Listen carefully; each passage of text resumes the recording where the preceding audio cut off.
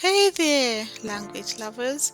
Welcome back to Learn to Speak Fluent English, your go-to spot for mastering English with a twist of fun.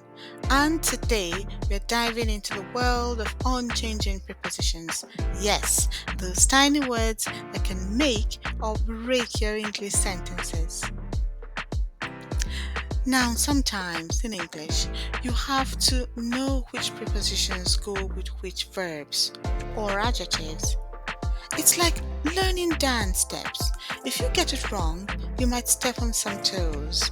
So, let's get those steps right with some of the most common verb preposition combinations.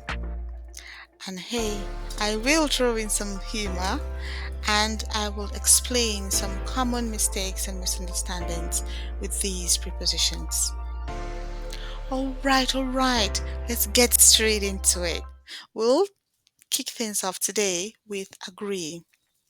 Now, this one is a bit tricky because you can agree with someone or agree on something or agree to something. Now, you might say, I agree with you. That's agreeing with a person. Or we agreed on the plan. Now, if you notice, I introduced the article the. It's very important when using agree on. Most of the time, we always add the. I agreed on the plan. But don't mix things up and say something like, I agreed with the proposal. No, because trust me, the proposal is not a person and it can't talk back. So we say, I agree with the proposal. I agreed to drive him to the airport at 6 p.m. Next up is apologize for. Now, when you mess up, and you definitely will, you apologize for something. Simple as that. Now, for example, she apologized for the mistake. Now, notice we say for the mistake and not to the mistake. Yes. Now, we apologize to a person. So, she apologized to her friend. Now, let's move on to apply for. You apply for a position and not to the position. So you can apply for scholarships and bank loans, different things really. So imagine if I say he applied to the job.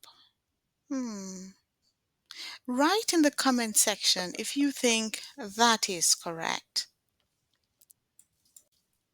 Next on the list today is approve of. Now we approve of something or someone. Now, unlike the others, with approve of, you can use it for both living and non-living things.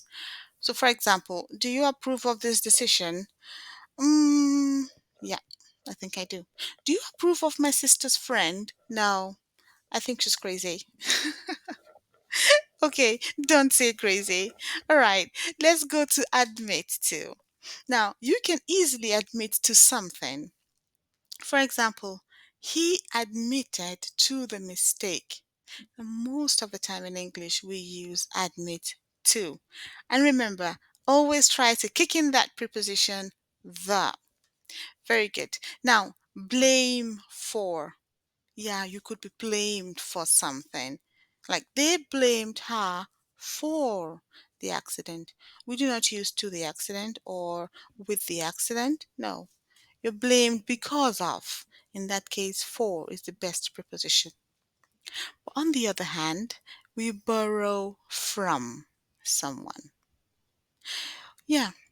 Um, for example, can I borrow some money from you? Yeah, I guess a lot of us will be learning that specific term. All right, moving forward. Ask for. We can ask for something. Now we usually use ask and the preposition for. Now she asked for help. Yes, you can ask for help, you can ask for advice, and you can ask for directions. Believe in something. They believe in you. And if they believe in you, I believe that you can learn English. So stick with us at Learn English and become fluent. Speak like a pro. Belong to. Now, belong to someone or something. So the book belongs to me. And you can say the car belongs to him, for example. All right. Then we can have care about. You can care about something or you can care about someone. You can care about your children. Yeah, she cares about the environment. All right, moving forward. Compare to. Now, something or someone. You can compare to something or you can compare to someone. And you can also compare with something and someone. I'll give you examples. She compared him to a lion. Now, in this case, you have two items, you're making direct comparison. On the other hand, compare the results with the previous one. Now, you are putting them on a scale to see which one is higher or better. So, in this case, they're a bit slightly different, but both are correct. Now, moving on to the very difficult one, cope. Now, first of all, the word cope means to handle, to manage something. So we cope with something. For example, she copes with stress very well. Oh, she manages stress very well. I cope very well in the kitchen. I'm implying that I can cook. All right, contribute to. Now, when you contribute to something, you are giving some kind of offer. It could be financial, it could be your time, but you're also helping out. He contributed to the charity. Now, he is contributing, probably he's working at the soup kitchen or he's giving them some financial aid. Moving on to the next one, devote to something or someone. Now, you can devote your time and energy to something or to a person. She is devoting to helping the homeless. Oh, that's a very good thing to do. You could be devoted to your pets. Great. I know you're catching up. If you have any questions, comments, or confusions, feel free to put them down in the chats below, and I usually respond within a day. Moving on to the next one. Complain about. Oh, yes, I forgot. If you have anything you want to complain about, also add that in the chat. Thank you. Now, you can complain about something like probably the words are too difficult, or she complained about the noise. Yeah, she didn't like it. Now, consist of. Consist of means being part of something. So you could consist of something like the team consists of 5 members. Now, but don't say consists in, because if you use in, the team consists in 5 members, it sounds like they're hiding inside each other's bellies. That's weird, right? No. When you consist of, you're part of. But I can say, using in, the spoon is in the cup. Now, this tells us that we can find the spoon inside the cup. So, in this case, consist in would be wrong. Next, we have count on. Now, you can count on someone for support. You can count on me. Simple. Yeah, I'm always here for your English, for your vocabulary words, for grammar, For simple lessons, daily lessons, you can count on me to put out a video every week. So if you haven't and you've watched the video up until this time, it will be a nice time to like, share, and wait. Yes, smash that subscribe button. Oh no, you're not done with. You still have something to deal with. Press the bell icon so that whenever I bring out a new video, it will come to you fresh from the oven. Yes, that takes us to the next one. Deal with. You deal with problems and not in them. So we don't deal in, but rather we deal with. She deals with customer complaints. We still have a few more to go, so let's look at the next slide.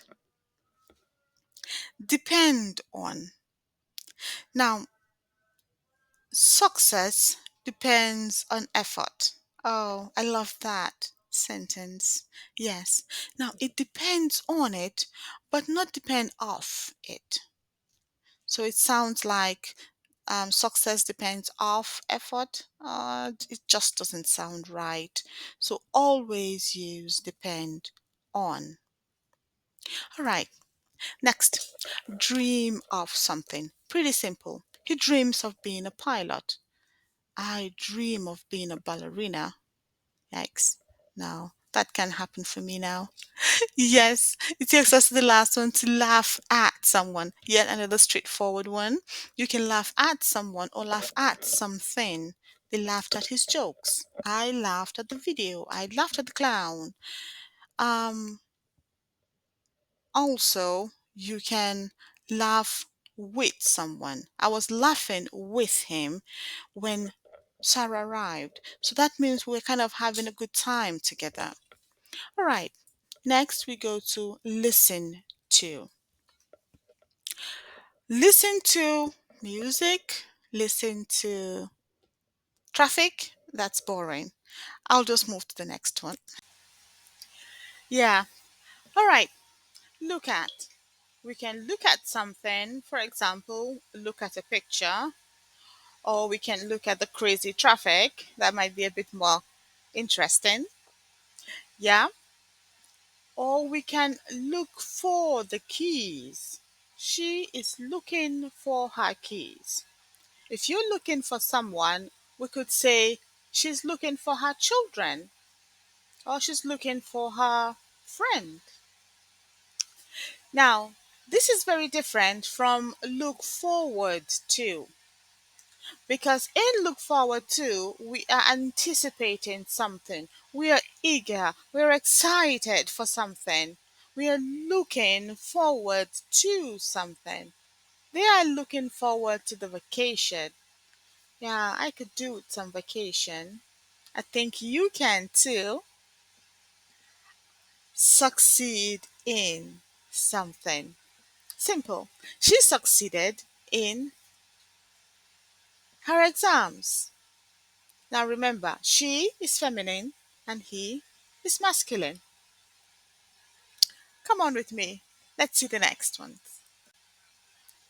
Talk about something or someone.